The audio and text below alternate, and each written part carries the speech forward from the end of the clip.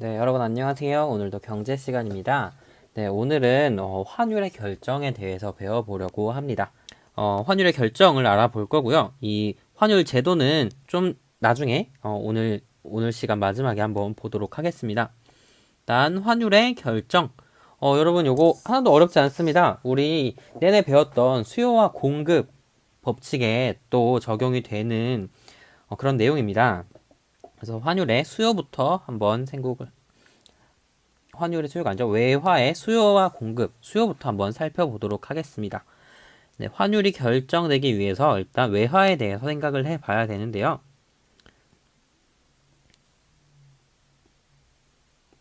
외화 수요라고 하면 외화, 바로 외국 돈이겠죠. 외화, 외국 돈에 대해서 수요라고 하면은 외국 돈을 사고 싶은 마음일 거예요. 그러면 이것은 어떤 뜻이냐? 국외, 외국, 해외로 외화가 유출될 때, 외국 화폐가 외국으로 유출될 때 발생되는 것입니다. 그러니까 우리나라에 있는 쉽게 달러라고 그냥 외화를 생각을 할게요. 우리나라에 있는 달러가 외국으로 가게 될 때를 바로 외화 수요라고 합니다. 무슨 얘기냐면요. 한번 대표적인 요인에 대해서 보도록 하겠습니다. 네, 외화 수요를 가져오는 요인은 여러 가지가 있는데요. 첫 번째, 상품의 수입이 있습니다. 상품의 수입. 물건을 수입한다라는 건 외국 물건을 사오는 거죠. 그럼 그 수입을 하려면 예를 들어서 미국에서 아이폰을 사와요. 그러면은 미국의 달러로 그 아이폰 가격을 지불해야겠죠. 그럼 우리가 가지고 있는 원화로 되는 것이 아니라 달러를 미국에 줘야 될 겁니다. 이렇게 외국의 물건을 사올 때는 우리나라에서 외국에 달러를 줘야 되기 때문에 달러에 대한 수요가 생기는 거예요. 그러니까 우리가 외국 물건을 살 때는 외국 돈이 필요하다. 이렇게 생각을 하면 됩니다. 그리고 두 번째, 여기 이렇게 설명이 나와 있죠. 외국 상품을 이렇게 하려면 수요가 발생한다. 그리고 두 번째, 해외 여행. 우리가 뭐 유럽이나 미국, 뭐 베트남 이런 나라를 여행을 하려면 외국 돈이 필요하겠죠. 막 미국에 가서 뭐 1,000원짜리, 10,000원짜리 준다고 물건을 살 수 있을 리가 없잖아요. 그래서 해외 여행을 갈 때 환전한다고 하죠. 우리나라 돈을 외국 돈으로 바꿔서 외국에 나가서 쓰게 됩니다. 그럼 우리가 외국 돈이 필요한 것이기 때문에 외국 돈을 사는, 수요하는 그런 마음이 될 거예요. 그래서 해외 여행을 할 때 외화가 수요가 되게 되고요. 세 번째, 해외에 투자하게 될 때, 해외에 뭐 좋은 투자 상품이 있다, 주식이 있다, 라고 할 때, 우리가 그 투자 상품을 사게 된다면, 투자를 하게 된다면 외국 돈으로 당연히 살 겁니다. 예를 들어서 뭐, 미국의 전기 자동차 회사인 테슬라의 주식을 사고 싶다, 이런 외국의 주식을 사게 되면은, 바로, 달러로 당연히 지불을 해야겠죠?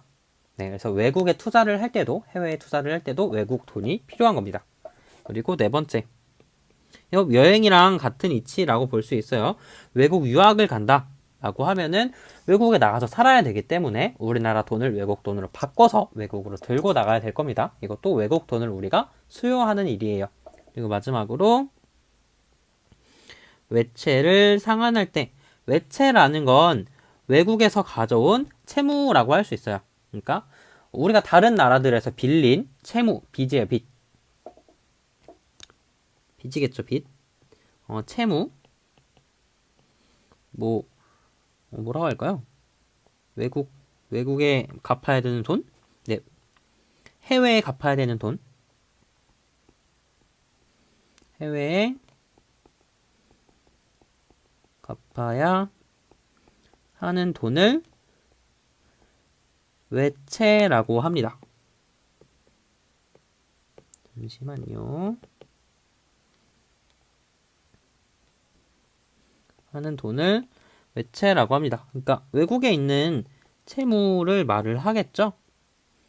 네, 외채라고 말을 하고 상환을 한다는 거는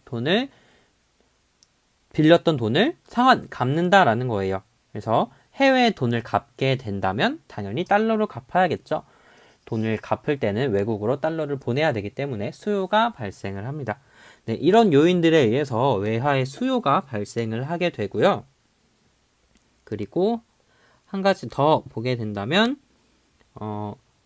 수요량은 환율의 영향을 받는다라고 하는데 우리 예를 들어 이런 이렇게 한번 생각을 해볼게요. 환율이 예를 들어서 1달러에 1000원인 경우가 있을 거고 1달러에 500원인 경우가 있을 수가 있겠죠. 이럴 때 1만 원의 가치가 환율이 1000원, 1달러에 1000원일 때는 얼마예요? 1만 원을 환전을 하면은 10달러가 되겠죠. 근데 환율이 500원일 때는 1만 원이 만 원이 20달러가 될 거예요. 맞죠? 그러면은 500원에 1달러, 1000원에 2달러, 그리고 만 원에 20달러 이렇게 될 겁니다. 그럼 여러분은 똑같은 만 원을 가지고 있다라고 했을 때 이런 만 원을 가지고 만 원으로 10달러를 가지고 싶어요? 아니면 20달러로 가지고 싶어요? 당연히 우리가 환전을 하는데 10달러밖에 못 받는 것보다는 20달러로 만 원을 바꾸는 게 훨씬 좋죠? 그럼 환율이 높을 때보다 낮을 때 더 이런 달러를 사고 싶어 할 겁니다. 네, 이런 원리로 요 그림을 볼게요. 환율이 낮아질수록 우리가 환전을 해서 받을 수 있는 돈이 많기 때문에 이 외화, 달러 같은 외화를 더 사고 싶어 하는 겁니다. 그래서 수요를 이렇게 하게 됩니다. 그래서 얘는 여타 다른 수요 곡선들과 똑같이 우하향하는 그런 모습을 가진 수요 곡선이 될 거예요. 똑같아요. 외화, 달러 같은 거의 가격은 환율이기 때문에 그런 가격이 하락할 때 우리가 더 사고 싶어 하는 것은 당연한 겁니다. 네, 어렵지 않죠. 이게 바로 외화의 수요입니다. 그럼 이제 공급을 한번 볼게요. 여기 뭐 얘기했던 내용이에요. 뭐 우하향한다. 공급을 한번 볼게요. 외화 공급은 어떤 일이냐? 국내로 외화가 유입할 때 발생되는 겁니다. 외화의 공급. 얘네의 대표적인 요인은 공급, 외화를 파는 사람들이 늘어난다라는 거죠. 공급이 있다는 거는 대표적으로 이제 수입이 아니라 수출입니다. 수출, 우리나라 삼성에서 갤럭시 S를 핸드폰을 해외 미국에 팔았어요. 그러면 미국에 팔았으면 돈을 뭘로 받겠어요? 수출을 했으면 달러로 우리나라 사람들이 돈을 받을 겁니다. 그러면 수출을 늘리면 늘릴수록 그 외국에서 달러로 돈을 받기 때문에 외화가 우리나라로 많이 들어오겠죠. 달러가. 네, 이게 첫 번째 요인이고요. 다 아까랑 반대라고 생각을 하면 돼요. 또 두 번째, 외국인의 국내 여행.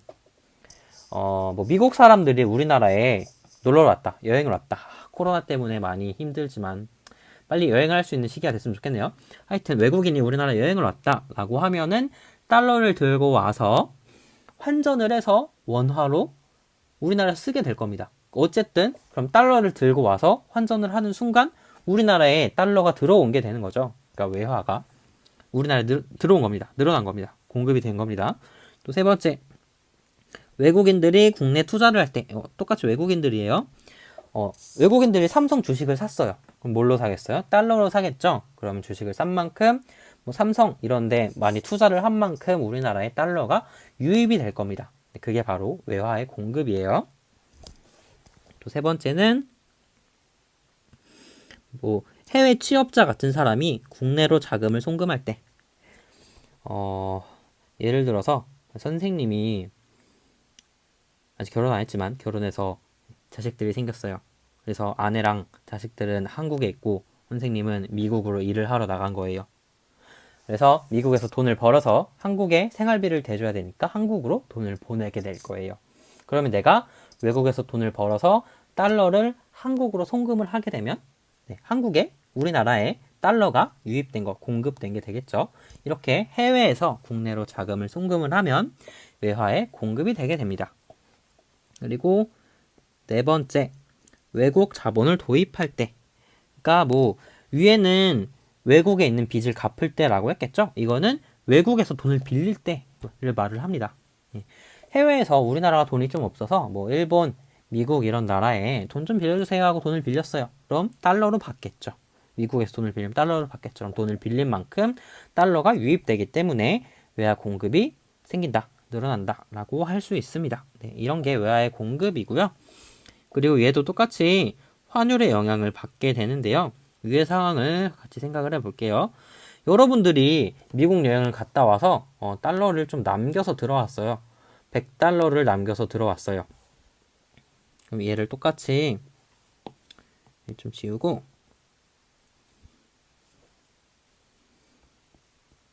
100달러를 생각을 해볼게요. 100달러를 가지고 있었는데 환율이 1000원이었다 라고 하면은 얼마가 될 거예요? 1달러에 1000원이니까 100달러면 어떻게 해야 되지? 100달러에 1000원을 곱한 거겠죠. 그러면 1십, 100, 1000만, 10만, 100만. 그럼 100만 원이 될 겁니다. 맞나요? 선생님 헷갈리네. 1달러에 1000원. 그럼 10달러에 만원? 잘못했네요. 1달러에 1000원이니까 그러면 10달러에 만원이고 100달러에는 10만원이겠죠. 네. 근데 환율이 500원일 때는 반대로 5만원밖에 안 할 겁니다. 2달러에 1000원이니까 20달러에 만원일 거고 그럼 100달러면 5만원밖에 안 되겠죠. 그럼 여러분이 100달러를 가지고 우리나라로 돌아왔다고 했을 때 이 묘화를 공급할 때 1000원에 팔고 환율 1000원에 팔고 싶어요? 환율 500원에 팔고 싶어요? 네, 환율이 비쌀 때가 훨씬 우리나라 돈으로 많은 가격에 환전을 할 수 있겠죠. 그럼 당연히 공급을 할 때도 이 환율이 비싸져야 더 공급을 많이 하고 싶겠죠. 네, 이런 원리로 이 환율이라는 가격이 높아질 때 공급량은 늘어나게 됩니다. 외화를 파는 건데 외화의 가격이 증가하면 증가할수록 외화를 공급하고 싶은 사람들이 많아지는 거예요. 판매하고 싶은 사람들이. 이렇게 외화의 수요와 공급에 대해서 살펴봤습니다. 네, 이제 다음 장 넘어가서 이런 외화 수요와 공급으로 환율의 결정과 변동을 살펴볼게요. 정말 별거 없습니다. 여러분 여태 수요와 공급 법칙 계속 배웠잖아요. 그 내용이에요. 이런 식으로 외화의 수요가 우하향하고 외화의 공급이 우상향하고 있을 때 이 만나는 균형점에서 균형 환율과 균형 거래량이 결정된다 라고 할 수 있습니다. 예를 들어 이 균형 환율보다 환율이 너무 높다 라고 한다면 어떻게 돼요? 너무 높으면 가격이 높으니까 외화를 사려고 하는 사람들은 없을 거고 외화를 팔려고 하는 사람들은 많을 거예요. 그러면 이만큼의 초과 공급이 발생을 하겠죠. 뭐 달러를 팔려고 하는 사람들은 엄청 많은 거예요. 그러면 어떻게 해요? 안 팔리니까 이 달러 내가 가지고 있어서 뭐하나 빨리 원화로 환전을 해서 내가 이걸 한국에서 써야 될 텐데 가지고 있어야 소용이 없는 거죠. 그러면 가격을 조금 더 낮게 받더라도 외화를 팔려고 하고 이렇게 가격이 낮아지면 외화를 사려고 하는 사람들이 많아질 겁니다. 네, 계속 배웠던 이 균형이 결정되는 과정이죠. 반대로 환율이 너무 낮다. 그러면은 외화를 팔려고 하는 사람들은 적고 환율 낮은데? 나 여행 좀 가볼까? 환전 빨리 해줘야겠다 라고 하는 사람들은 늘어날 수 있습니다. 그러면 요만큼의 외화에 대한 초과 수요가 발생을 합니다.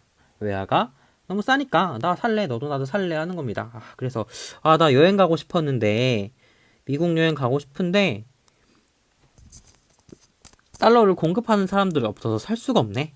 그럼 나는 조금 더 비싼 돈을 주고서라도 외화를 산다고 해야겠다 라고 가격이 환율이 오르게 될 겁니다. 그러면 공급자들은 많아지고 수요자들은 적어지니까 환율이 높아서 이 균형으로 접근을 하게 되는 거죠. 이런 수요와 공급의 법칙으로 균형 환율과 이런 환율에 대한 균형 거래량이 결정이 되는 겁니다. 이게 외화에 대한 수요와 공급 환율 결정이었습니다. 여러분 어렵지 않죠? 수요와 공급 우리가 계속 하고 있는 겁니다. 그럼 이제 마지막으로 여기 150쪽에 우리 안 하고 지나갔던 환율 제도를 살펴볼게요. 저렇게 외화의 수요와 공급에 의해서 환율이 결정이 되는데 그런 환율을 어떻게 나라에서 관리하는지에 따라서 두 가지의 환율 제도가 있을 수가 있습니다. 첫 번째는 고정환율 제도라는 게 있어요. 고정환율 제도. 얘는 뭘 하는 거냐? 정부나 중앙은행이 개입해서 환율을 일정한 수준으로 고정하는 걸 말을 합니다. 이게 무엇이냐? 옆에 한번 설명을 해 보겠습니다. 네, 고정환율 제도예요. 우리 이번에 약자를 안 배워봤었는데 외환시장, 쌤이 직선을 못 그리겠네요. 외환시장에서는 이제 환율이랑 거래량 어떻게 쓰냐면 이 환율을 영어로 환율을 영어로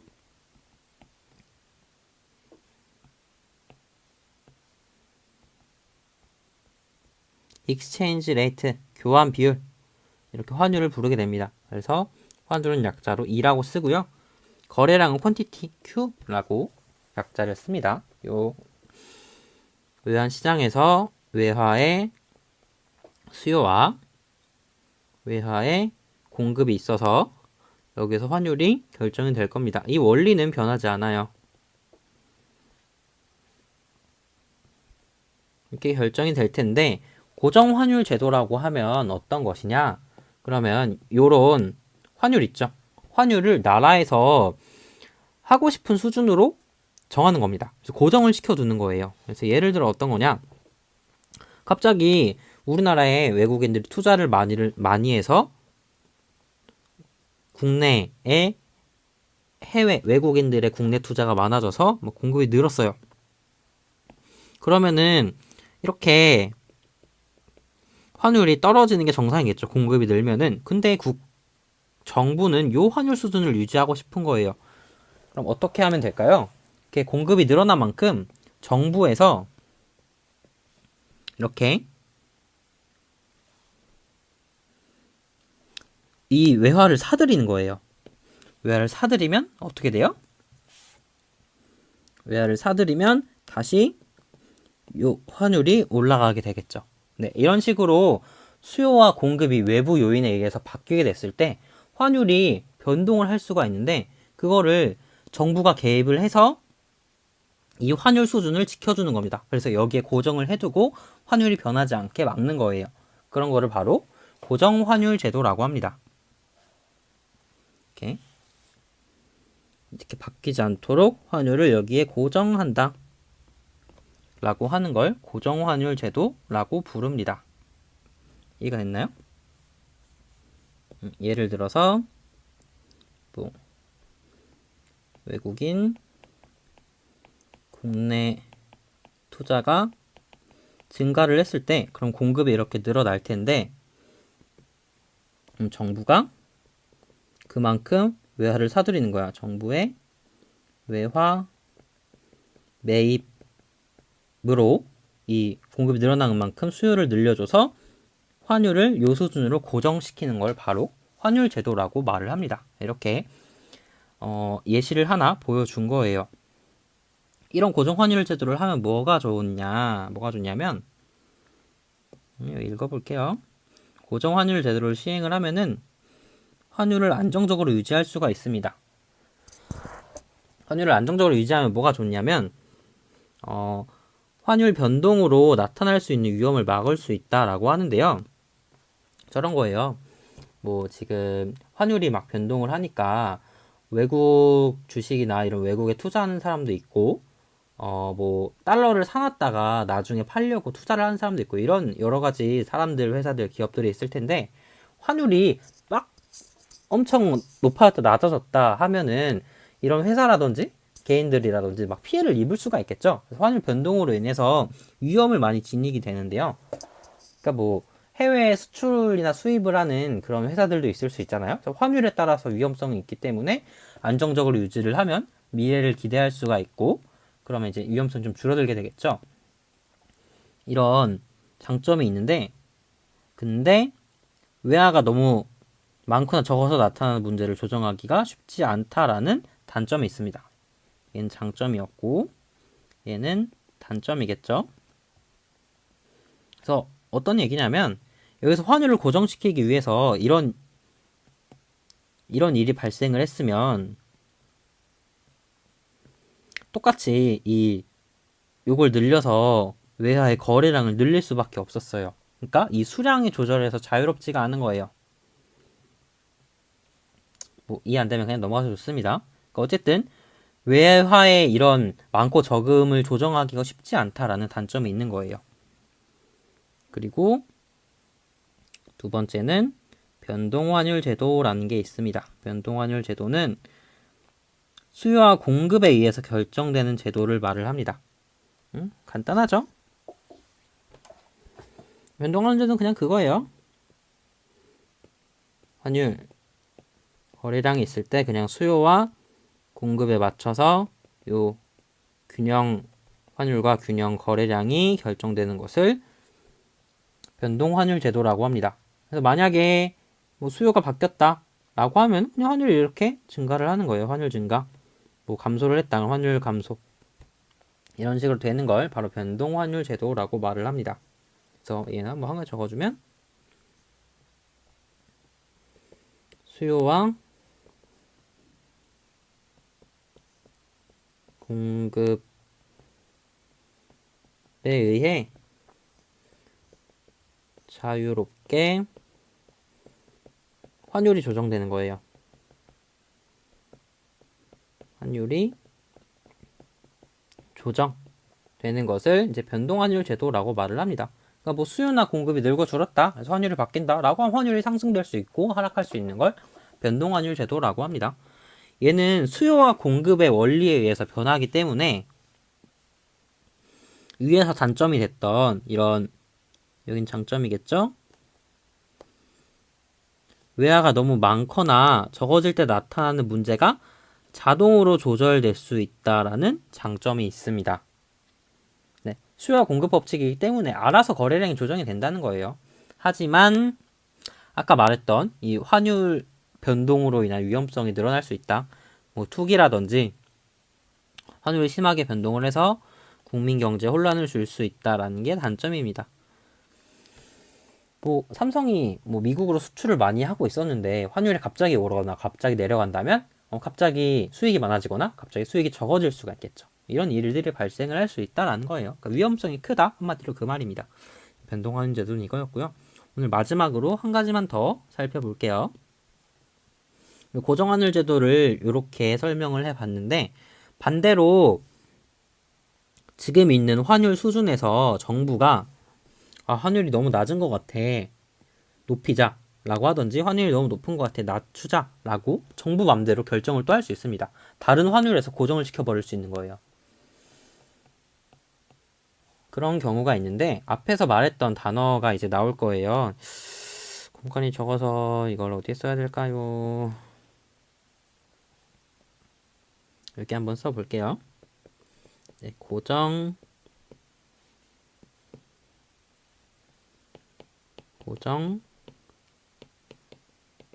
환율 제도의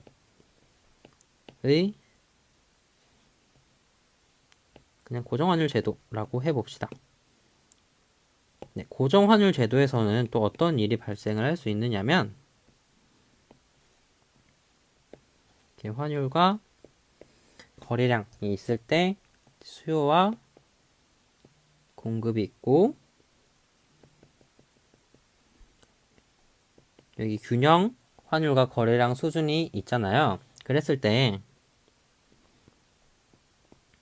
어떤 일이 발생을 할 수 있냐면 정부가 생각하기에 이 환율 수준이 마음에 안 드는 거예요. 다른 환율 수준에서 고정을 하고 싶어요. 그러면 이런 일을 할 수 있습니다. 이렇게 공급을 늘리는 거예요. 그럼 뭐 어떻게 할 수 있느냐? 그러면 이거는 정부의 외환 매도. 그러니까 정부가 달러를 팔아요. 시장에 내놔요. 사람들 달러 사가세요. 하고 공급을 많이 하게 되면 공급을 늘려버리면 이렇게 환율 수준이 낮아지게 되겠죠. 이런 거를 뭐라고 하냐면 이제 강제로 환율을 낮춰버린 거잖아요. 그럼 환율이 하락했을 때 이걸 뭐라고 우리가 앞에서 할 수 있다라고 했냐면 평가 절상이라고 부른다라고 했어요. 그러니까 강제로 환율을 정부에서 그냥 자의적으로 낮춰버림으로써 환율이 하락을 하면 우리나라 돈의 가치가 올라갑니다. 네, 그거를 평가절상이라고 말을 해요. 네, 이렇게 정부의 개입으로 우리나라 원화의 가치가 올라가는 평가절상을 시킬 수가 있고요. 반대로 수요를 늘리는 거예요. 수요를 늘려. 이거는 뭐 어떻게 말을 할 수 있게 정부의 외환 매수. 정부가 달러를 막 사들여요. 그럼 달러에 대한 수요가 늘어나겠죠? 수요가 늘어나면은 이렇게 가격이 상승을 할 겁니다. 환율이 이렇게 상승을 해요. 그럼 환율이 상승을 하면은 원화의 가치가 어떻게 된다고 했어요? 떨어진다라고 했죠. 그래서 이거를 평가절하라고 합니다. 네. 우리나라 돈의 가치를 강제로 낮춰버린 거예요. 이런 걸 무역적으로 이용을 할 수도 있겠죠. 변동환율 제도가. 네, 이런 식으로 나타날 수가 있습니다. 그래서 여기서 한 가지 무엇을 말해주고 싶었냐면요. 우리 환율 상승이랑 환율 하락, 그리고 평가절하, 평가절상은 비슷한 뜻이라고 앞에서 말은 했지만 평가절하, 평가절상이라는 용어는 고정 환율 제도에서만 쓰는 말이에요.